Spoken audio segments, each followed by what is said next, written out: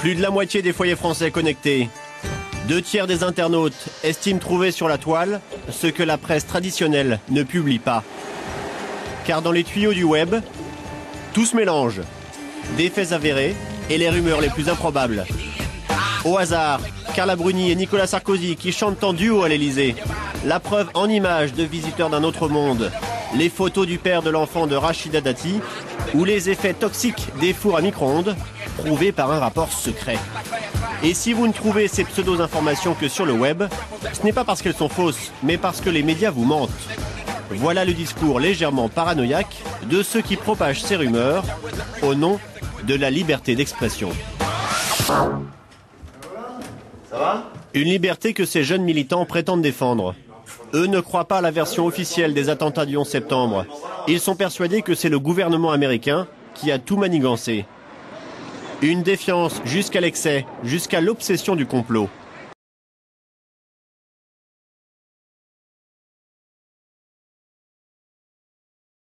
Ce jour-là, ils acceptent de nous recevoir, mais en filmant l'entretien.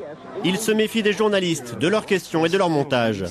Ce qu'ils n'aiment pas, c'est qu'on les traite de révisionnistes.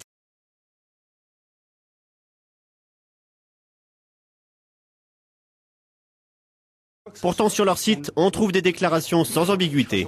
On est absolument sûr et certain maintenant que les deux avions, celui qui s'est écrasé soi-disant dans la forêt et Pentagone, n'existent pas. Il n'y a jamais eu d'avion. Ces deux avions volent encore. C'est un mensonge absolument énorme, quoi. C'est un missile américain qui frappe le Pentagone, tout simplement. Donc, ils ont provoqué eux-mêmes. Ils ont tué des Américains. Pas de condamnation de l'humoriste.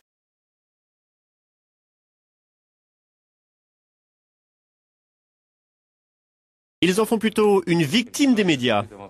Quand Jean-Marie Bigard simplement fait part de ses doutes sur la version officielle, il est cramé, vraiment cramé. C'est-à-dire qu'il y a eu des centaines de papiers, il y a eu 470 coupures de presse en disant voilà, c'est un révisionniste, il nie le 11 septembre.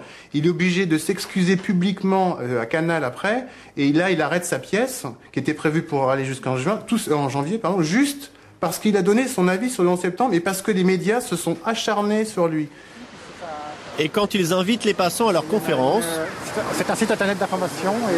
Ils se font parfois brocarder. Et Hitler est toujours vivant en Amérique du Sud. Mais ils attirent quand même plus de 300 curieux dans un cinéma parisien.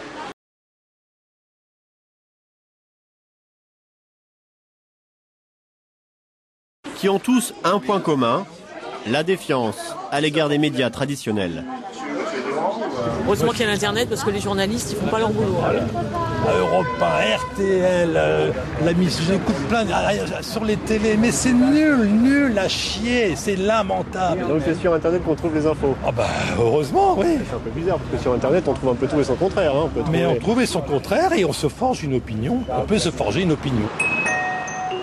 Des journalistes paresseux, suivistes, une information tronquée, une censure qui ne dit pas son nom. Sans aller jusqu'à nier le 11 septembre,